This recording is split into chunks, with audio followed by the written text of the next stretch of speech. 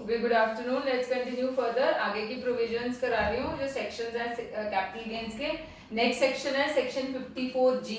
इसमें क्या है कि अगर कोई कैपिटल गेन अराइज होता है एक पर्टिकुलर इंडस्ट्रियल अंडरटेकिंग को शिफ्ट करने में from urban to non urban area. कई बार गवर्नमेंट क्या होती है, अर्बन एरिया में कोई इंडस्ट्री सेटअप होती है, उसको बोलती है कि आप शिफ्ट कर दो नॉन अर्बन एरिया में, कुछ बेनिफिट्स वगैरह देती है। उसको शिफ्ट करने में जो कैपिटल गेन होगा, क्योंकि आपको कुछ एसेट्स बेचनी पड़ेंगी, कुछ नई खरीदनी पड़ेंगी, तो वो शिफ्टिंग में जो आपका कैपिटल गेन होगा वो 54G के अंदर आता है। इस केस में both short term and long term capital gain को एग्जेम्पशन मिल जाती है। अभी तक हमने जितने पढ़े हैं उसमें सब में लॉन्ग टर्म कैपिटल गेन को मिलती है। देन जो कैपिटल गेन आया उसको अगर आपने री इन्वेस्ट कर दिया 1 ईयर बिफोर और 3 इयर्स आफ्टर, किस किस में, प्लांट एंड मशीनरी में, लैंड एंड बिल्डिंग में, या कोई ओरिजिनल पुराना एसेट को शिफ्ट करने में, और कोई और खर्चे होंगे शिफ्टिंग में, उसमें अगर वो कैपिटल गेन को इन्वेस्ट कर दिया है तो आपको 54G में डिडक्शन मिल जाएगी, एग्जेम्पशन मिल जाएगी। और ये जो नए एसेट्स आपने खरीदे ये 3 साल से पहले आपने ट्रांसफर नहीं करने होते। इससे रिलेटेड इलस्ट्रेशन नंबर 12 है पेज 2.185 पे। Messrs. P. Brothers Ludhiana running an industrial unit were ordered by the Municipal Corporation Ludhiana to shift their concern from urban area of Ludhiana. They shifted their concern during 1920 previous year and in this process sold some of the assets whose details are given below. तो हमें cell proceeds दी हुई है, written down value दी हुई है, cost दी हुई है और amount invested due to shifting करना है। तो अब हमारा क्या है, जिनकी रिटन डाउन वैल्यू दी होती है, मैंने बताया था जो एसेट्स डेप्रिशिएबल एसेट्स होते हैं उन पे हमेशा शॉर्ट टर्म कैपिटल गेन लगता है और उस पर कोई इंडेक्सिंग नहीं होती है।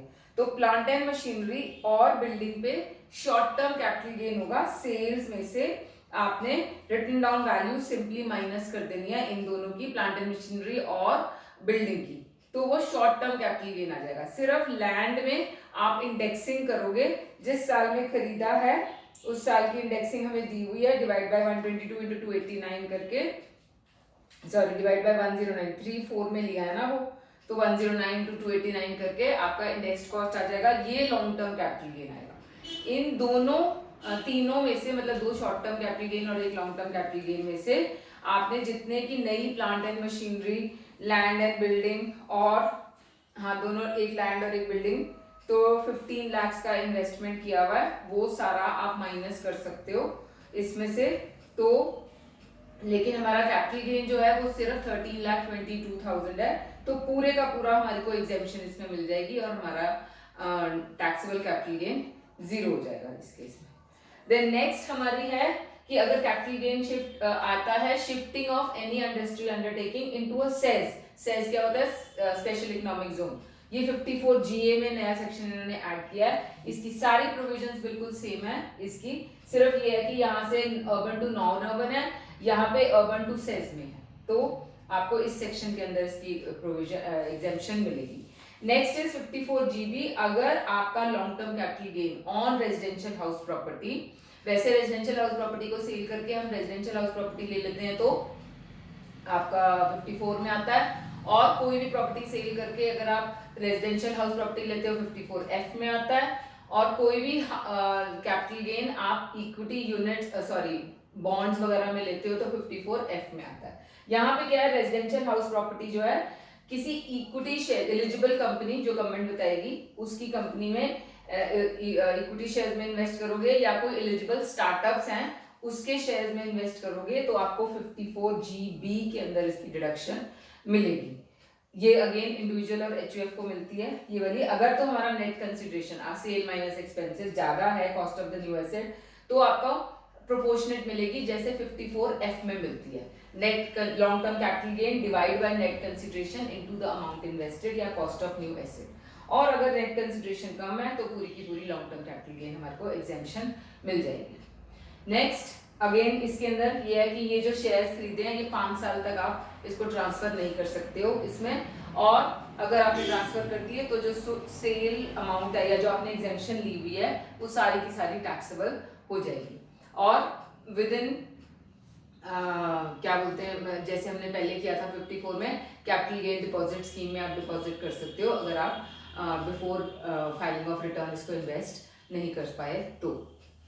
लास्ट है हमारा 54H। 54H होता है कॉम्पनसेशन के लिए, जैसे compulsory acquisition of land and building था, compulsory acquisition of any urban land था, एग्रीकल्चरल लैंड था, अर्बन एग्रीकल्चरल लैंड, उस केस में जो कॉम्पनसेशन मिलता है वो काफी देर बाद मिलता है। जरूरी नहीं है कि जब एक्वायर हुआ हो साथ के साथ ही कॉम्पनसेशन, 2-3 साल भी लग जाते हैं कई बार कॉम्पनसेशन आते आते।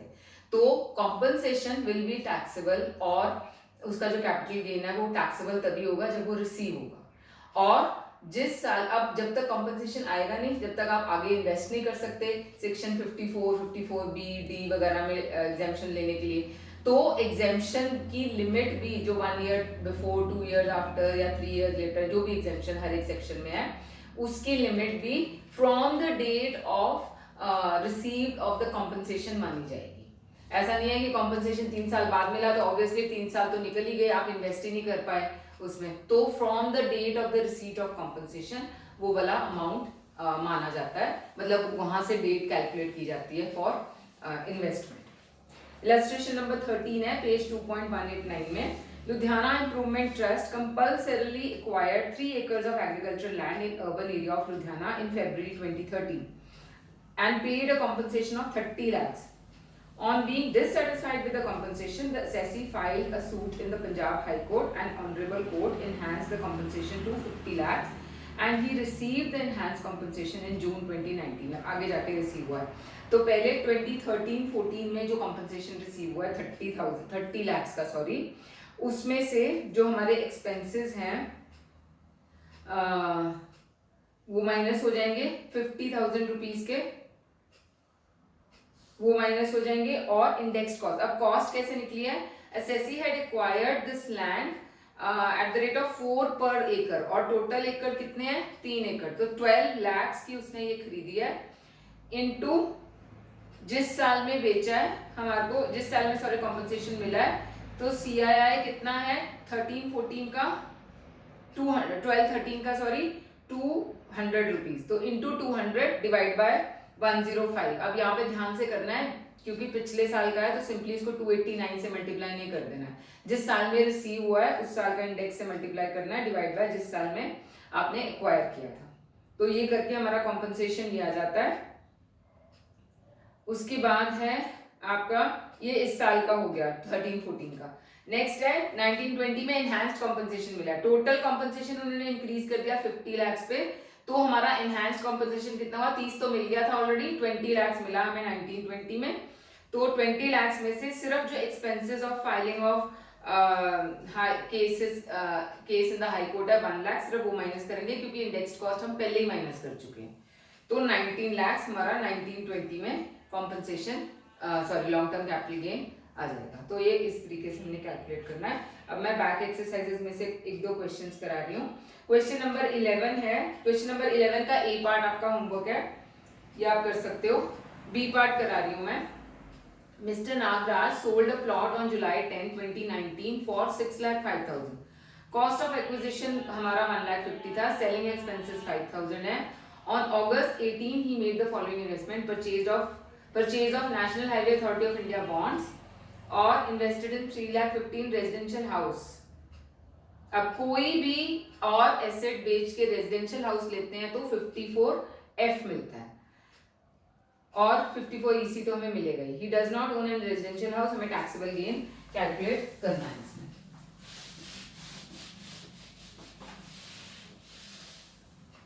ओके, यहाँ पे कर लेते हैं।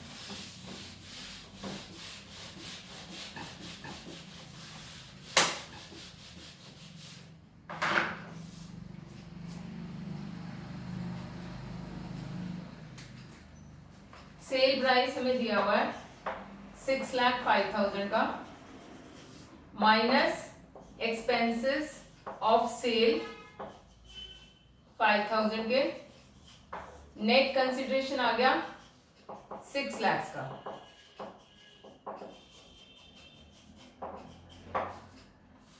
अब इसमें से इंडेक्स कॉस्ट माइनस कर देते हैं। इंडेक्स कॉस्ट ऑफ एक्विजिशन 1,50,000 था खरीदा, इंटू 289 जो करंट ईयर का है डिवाइड बाय 129, तो ये हमारा आ जाएगा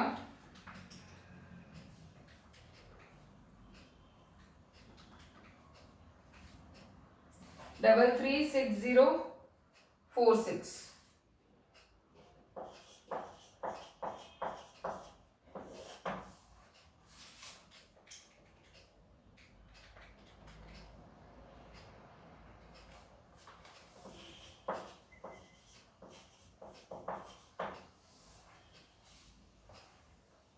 फोर 7 कर लेते हैं राउंड ऑफ करके, तो ये 3 हो जाएगा एंड में। अब इसके अंदर हमने एग्जेम्पशंस देनी है, minus exemption under section 54EC में 1 लाख के हैं, क्योंकि एक ही महीने के बाद हो गए हैं तो विद इन 6 मंथ्स आते हैं हमारे, और 54F की देनी है हमने प्रोपोर्शनल। अंडर सेक्शन 54F में हमारा कैपिटल गेन कितना है 263,953 डिवाइड बाय 6 लाख जो नेट कंसिडरेशन है, इनटू अमाउंट कितना इन्वेस्ट किया है 3,50,000 का।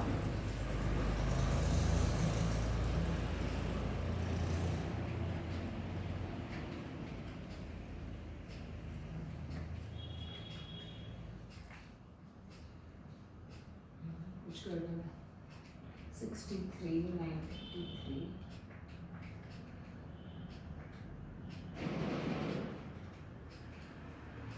153,973 153,973, तो ये 253,973 हो गया, तो हमारा एग्जेम्प्टेड अमाउंट आ जाएगा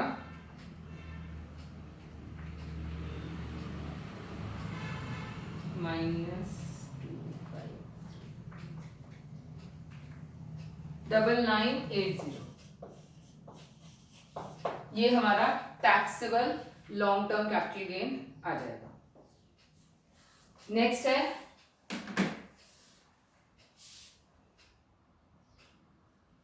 क्वेश्चन नंबर 12।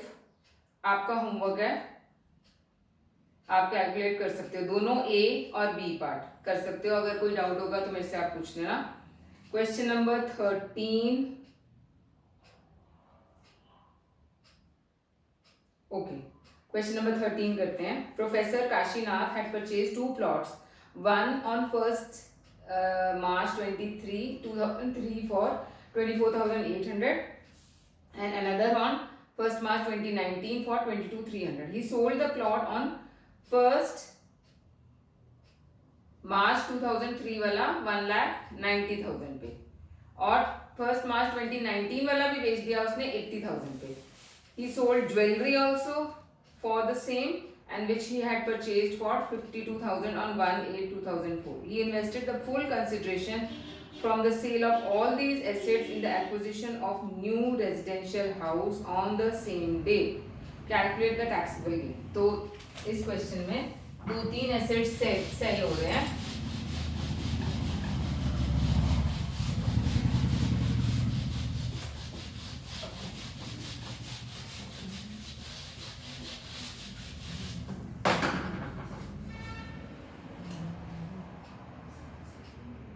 सबसे पहले है प्लॉट ऑन 1 परचेज ऑन लिख लो, purchase on 1st March 2003। Sale price इसकी है 1,90,000 की, माइनस इंडेक्स्ड कॉस्ट कितने का खरीदा है उसने 24,800 डिवाइड बाय 105 इंटू 289,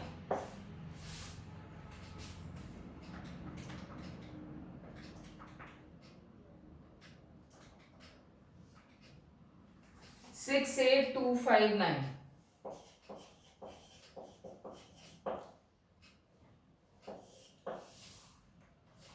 ये हमारा आ जाएगा 1,90,000 माइनस 68,259 121741।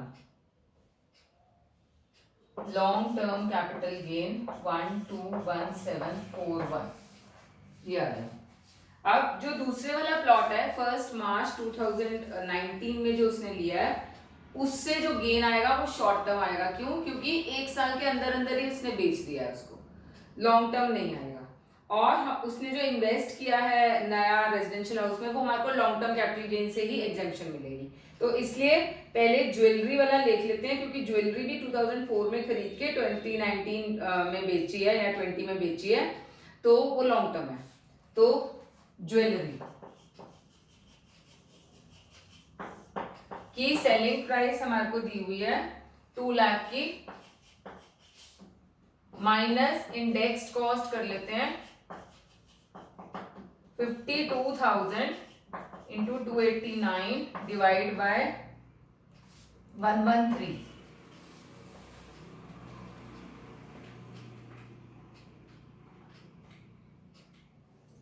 One three two 991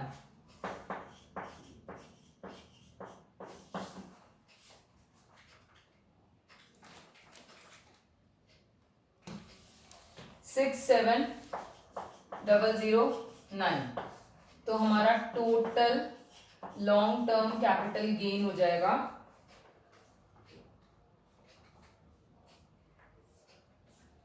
188,750। ये total long term capital gain हो गया। अब इसमें से हम एग्जेम्पशन दे देते हैं। कोई भी एसेट बेच के अगर हम नया एसेट खरीदते हैं तो हमारे को 54F के अंदर मिलती है, under section exemption under section 54F। अब यहाँ पर क्या है, पूरे का पूरा सेल कंसिडरेशन, कुछ ध्यान से पढ़ो क्वेश्चन को। He invested the full consideration amount from the sale of these assets in the new house. तो जब पूरी कंसिडरेशन इन्वेस्ट हो जाती है तो हम पूरी एग्जेम्पशन देते हैं। पहले वाले क्वेश्चन में क्या था कि उसने कहाँ गया, हाँ पहले वाले क्वेश्चन में था उसकी सेल कंसिडरेशन थी 6 लाख की, नेट वाली नेट कंसिडरेशन हमारी, और उसने इन्वेस्ट सिर्फ 3,50,000 किया था, तो इसलिए हमने उसको प्रोपोर्शनेट किया था। यहाँ पे पूरी की पूरी क्वेश्चन में लिखा हुआ है सेल कंसिडरेशन इन्वेस्ट हो गई है, तो 54F में 188,750 हमारा लॉन्ग टर्म कैपिटल गेन नील हो जाएगा। अब थर्ड है हमारा प्लॉट परचेज ऑन 1/3/2019। इसमें हमारे को सेल प्राइस दी हुई है 80,000 की, माइनस कॉस्ट। कुछ इंडेक्सिंग नहीं करनी है कॉस्ट में, हमने सिंपली कॉस्ट माइनस कर देनी है 22,300। तो ये हमारा शॉर्ट टर्म कैपिटल गेन हो जाएगा 57700। ये शॉर्ट टर्म कैपिटल गेन है, इसको शॉर्ट टर्म लिखना है। और हमारा टोटल टैक्सेबल हो जाएगा 57700 ही टैक्सेबल हो जाएगा, और कुछ भी टैक्सेबल नहीं है, लॉन्ग टर्म वाला एग्जेम्प्ट है। ओके, एक क्वेश्चन और करा रही हूँ, question number 14। From the particulars given by mister Ramesh calculate the taxable capital gain. बहुत सारे एसेट्स हैं, गवर्नमेंट सिक्योरिटीज है, एक फर्नीचर है, एक लैंड है और एक रेजिडेंशियल हाउस है। Cecy has no other residential house, he purchased another house for residential purpose for 3,50,000 और CII हमें दी हुई है। ओके, बस इतना ही दिया हुआ है। तो अब इसके अंदर दो चीजें हैं, देखो जो गवर्नमेंट सिक्योरिटीज हमें दिया हुआ है वो डेट ऑफ परचेज 1 अक्टूबर 2018 है, और सेल कर दिया 30 जून 2019। शॉर्ट टर्म है तो इसका शॉर्ट टर्म कैपिटल गेन आएगा। फर्नीचर जो है वो डेप्रिसिएबल एसेट है, इसलिए उसका भी शॉर्ट टर्म कैपिटल गेन आएगा। लैंड में लॉन्ग टर्म ही आएगा और दूसरे में भी लॉन्ग टर्म आएगा। तो इसको कैलकुलेट करते हैं।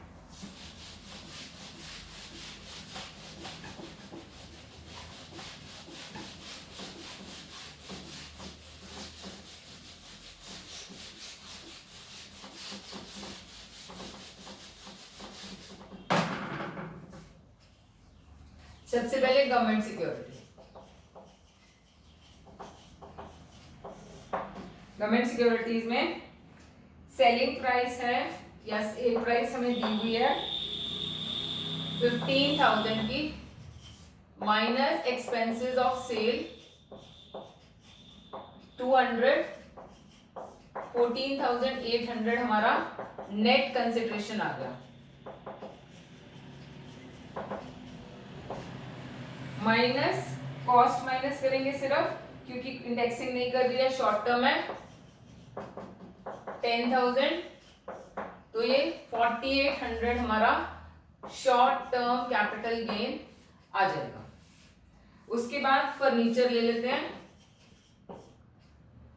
फर्नीचर में हमारे को कॉस्ट दी, सॉरी सेल प्राइस दी हुई है 3,000 की, माइनस रिटर्न डाउन वैल्यू हमने करनी है 4,000 की, तो हमारा शॉर्ट टर्म कैपिटल लॉस आ जाएगा 1,000 रुपीज।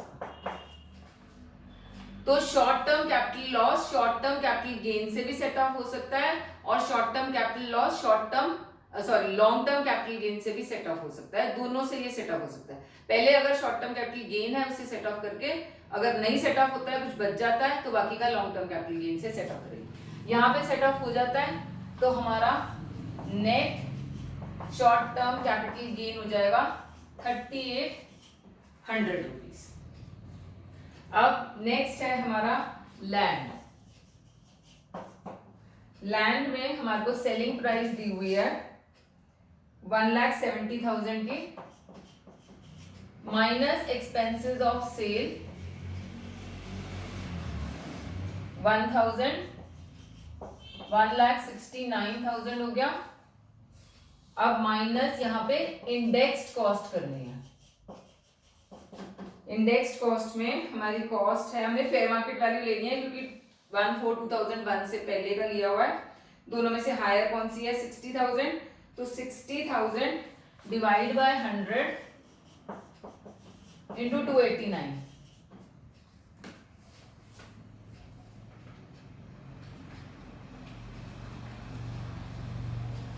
से 1,73,400 आ गया।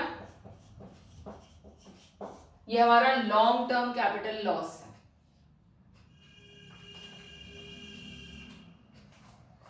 Minus 4,400 long term capital loss है, नॉट गेन। अब एक चीज और मैंने बतानी है, शॉर्ट टर्म लॉस मैंने बताया था लॉन्ग टर्म और शॉर्ट टर्म दोनों से सेटअप हो सकता है, लेकिन लॉन्ग टर्म कैपिटल लॉस जो है वो सिर्फ लॉन्ग टर्म कैपिटल गेन से ही सेटअप हो सकता है। और अगर करंट ईयर में कोई लॉन्ग टर्म कैपिटल गेन नहीं है तो उसको कैरी फॉरवर्ड कर देते हैं हम अगले साल में। अब एक और एसेट रह गया, उसको करके देख लेते हैं कोई गेन आ रहा है, सेट ऑफ हो सकता है या नहीं हो सकता है। रेजिडेंशियल हाउस,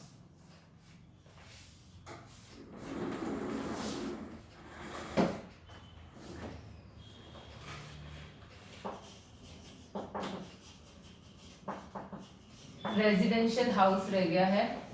इसका सेल प्राइस देखो कितना है, 4 लाख का,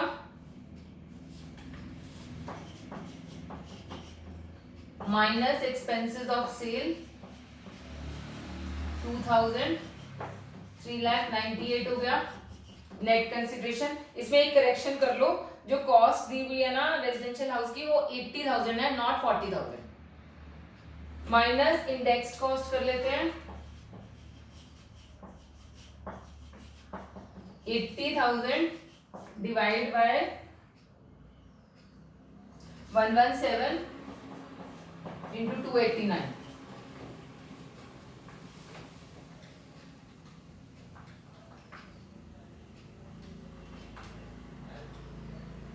वन 197,607।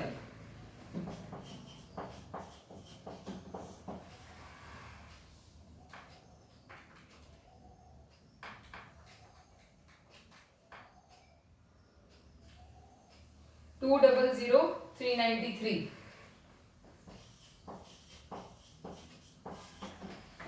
अब और तो कोई लॉन्ग टर्म कैपिटल गेन था नहीं, ये लॉस है। हमने इन्वेस्ट किया है नए घर में, तो रेजिडेंशियल हाउस बेचकर ही एक रेजिडेंशियल हाउस ले लिया है हमने, तो अंडर सेक्शन 54 एग्जेम्पशन मिलेगी।